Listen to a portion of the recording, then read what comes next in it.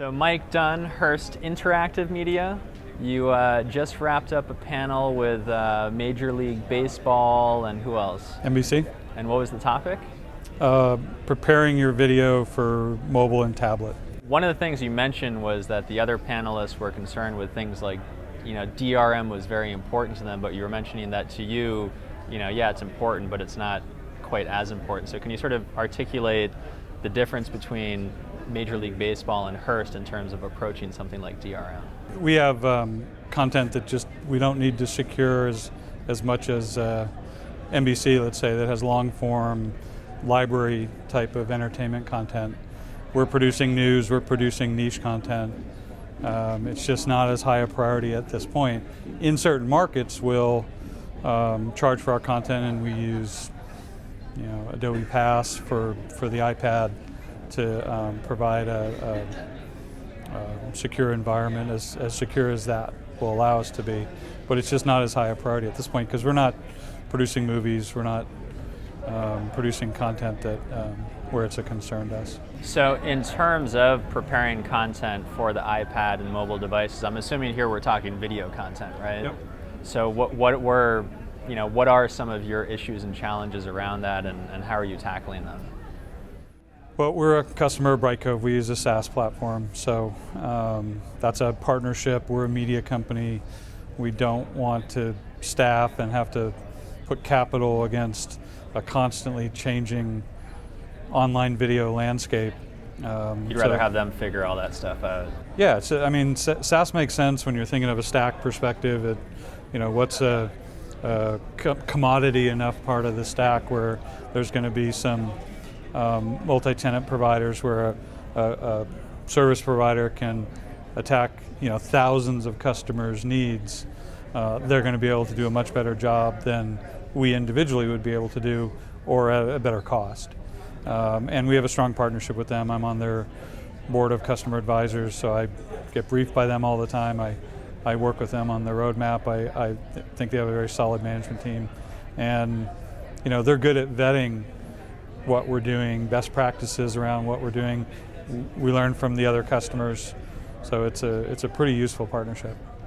So as something like HTML5 sort of become, 6 months ago at Streaming Media East, people were talking about it, they were sort of kicking the tires on it, but I feel like now a lot of people are developing stuff specifically in HTML5. So do you envision sort of a Hearst future where you're not creating apps for the iPhone, the iPad, the Android operating system? You're more just doing sort of a create it once in HTML5 and then that can be pushed out to different platforms? I mean, there's two ways to answer that. We've come out in our magazine group and said we're just going to focus on HTML5. That being said, from a broad... So all the magazine titles are now being developed in HTML5. Right. But there's still apps that are focused on iPad, iPhone, Android. From a broad-based browser perspective, it's HTML5, and that's on a go-forward basis. That still only supports about 60% of the browsers and the target devices out there. So it still doesn't answer all your questions. HTML5 has improved over the last 6 to 12 months. We came out with a HTML5 supported video for the iPad upon announcement. So we've been a believer in it from the get-go. That being said, it's still going through the W3C process, so it's still a standard in the making. It's not it's an evolving standard. It's not a fully ubiquitous global standard because we just acquired a number of international properties, international magazines.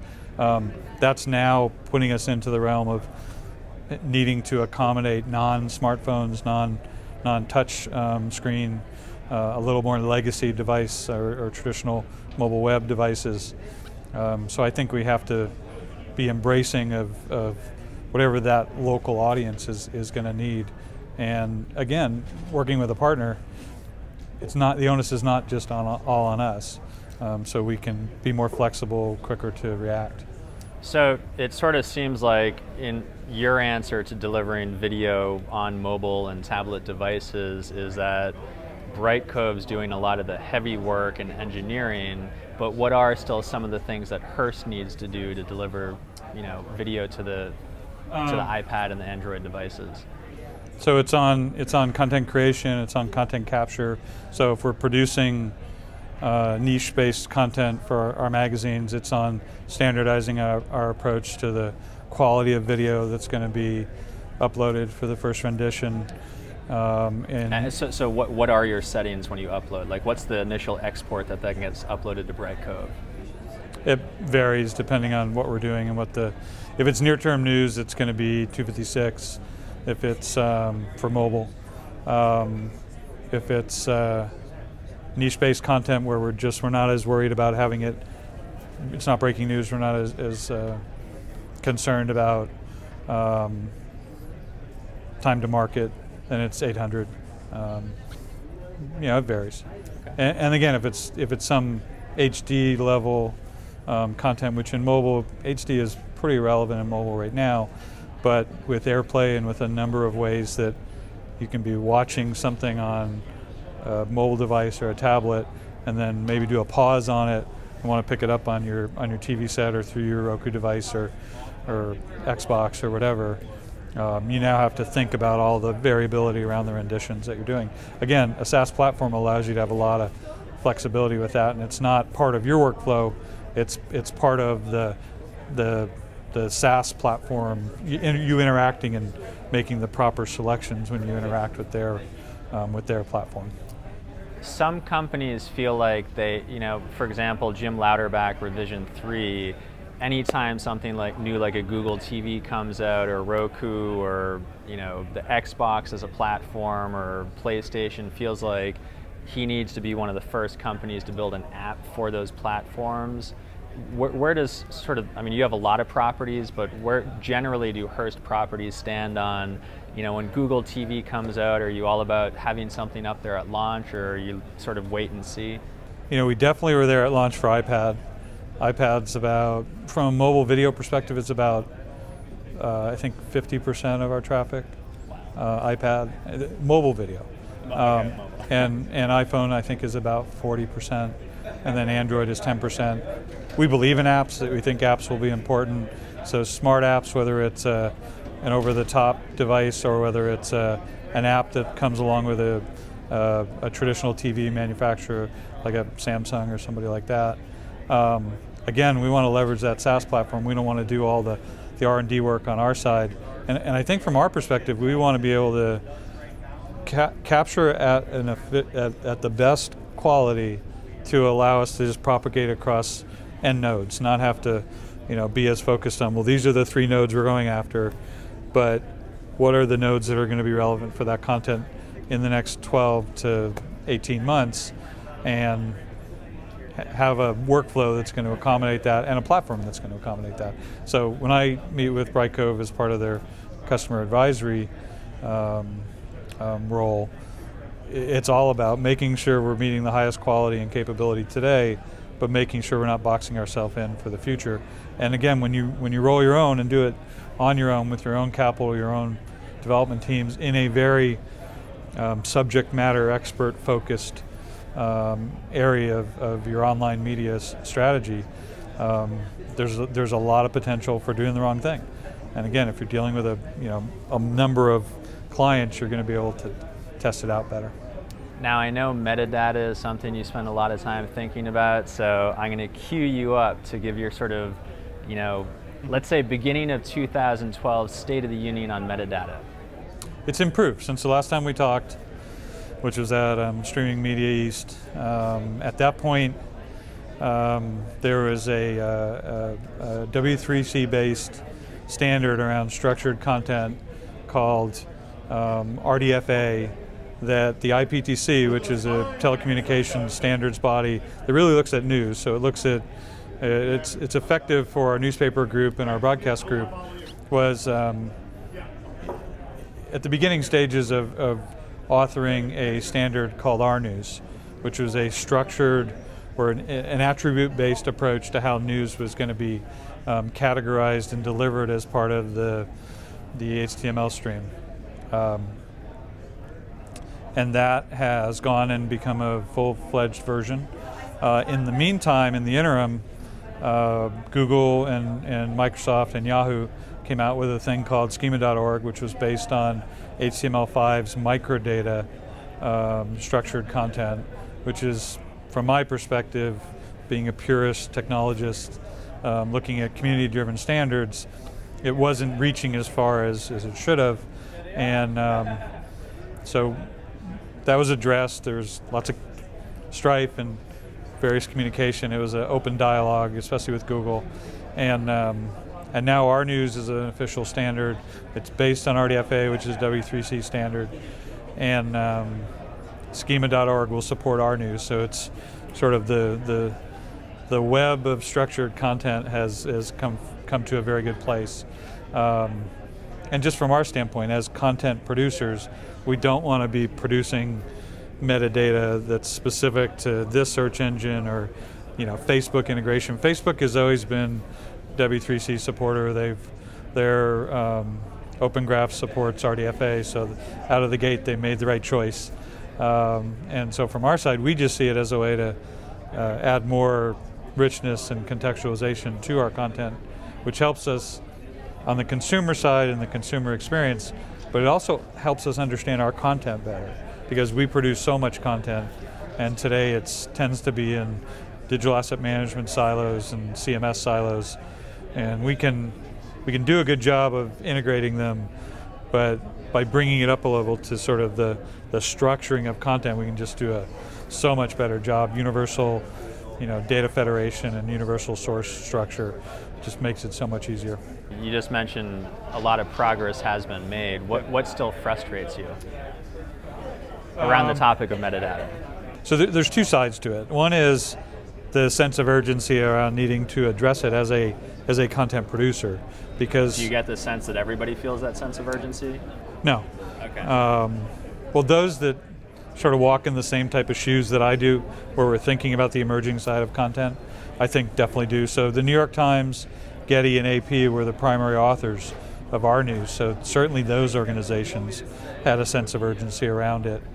The proliferation of devices, the velocity of content requests that are coming in, we just need to be able to do a better job with making sure we have the right content, we can get it to the right end user, the right device, the right platform, the right syndication partner at the right time, and a lot of that is understanding what we have.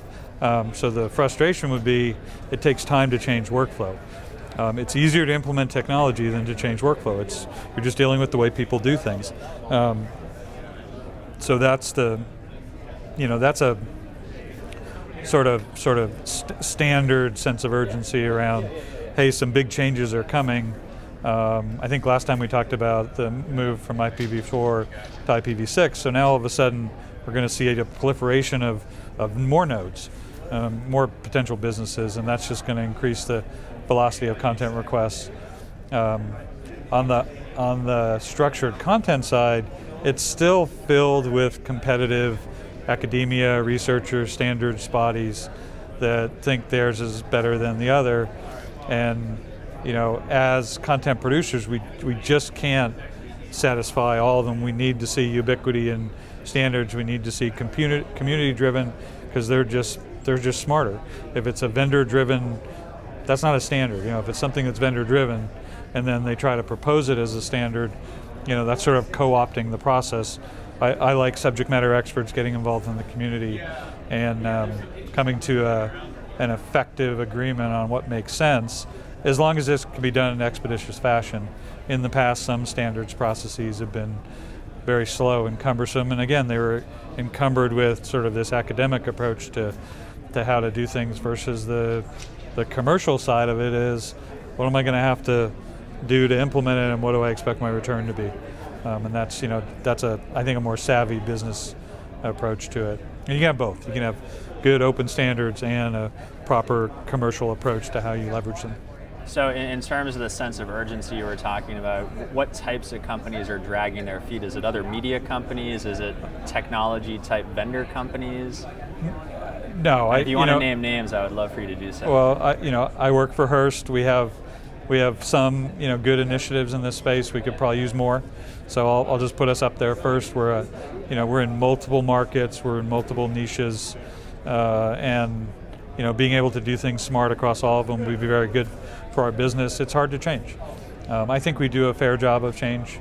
I think there's some that are doing better jobs. I think there's some that are doing much worse. If you're purely focused on near term, that's probably the worst sign. Making sure that your solutions and your offerings are ready for future proofing and being available when those proliferation of nodes are looking for your content, and just being a leader, whether it's actively involved in implementing the standards or pushing the standards or working with the vendors. I've seen some good signs from Adobe. I probably would have. Adobe's a very good partner for us on our workflow side, but from where the workflow stops to where you get into sort of the publishing side of it, it's highly proprietary, and they are now at this show even, potentially easing up on that. And I'd like to see them embrace metadata standards as well, which in the past they really haven't done. I think it would help them. I think it would make them more viable in the market, and I get time with them, so I get to say that to them. I think the Microsoft side I mentioned on the panel, I've never been shy with Microsoft. I've done some really good things with their products.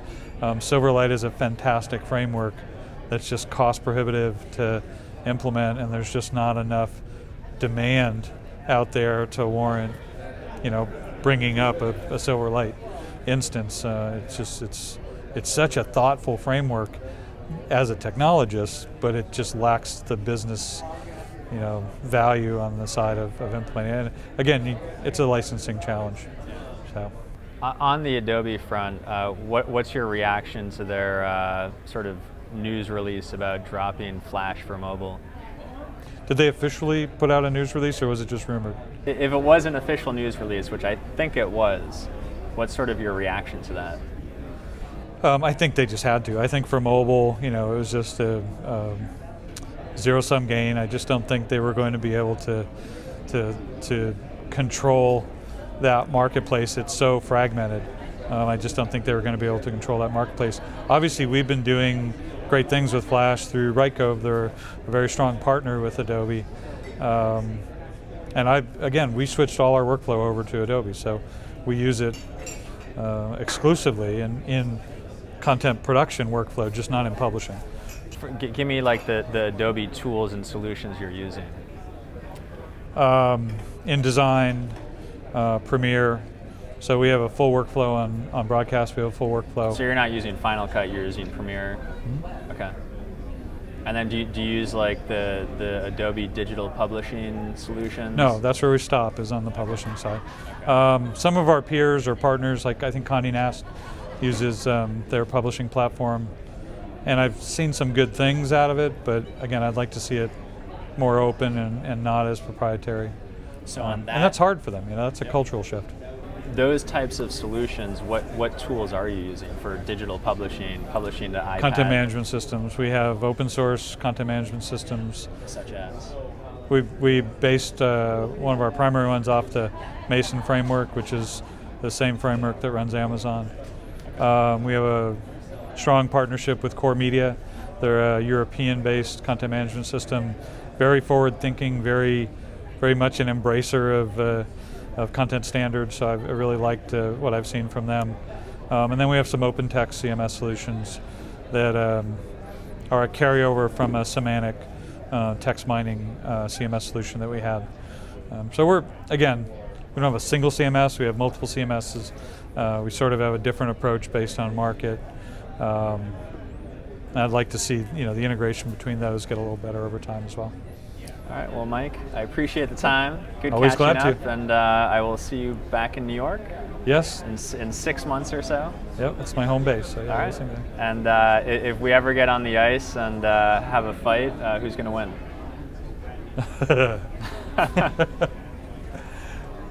No comment.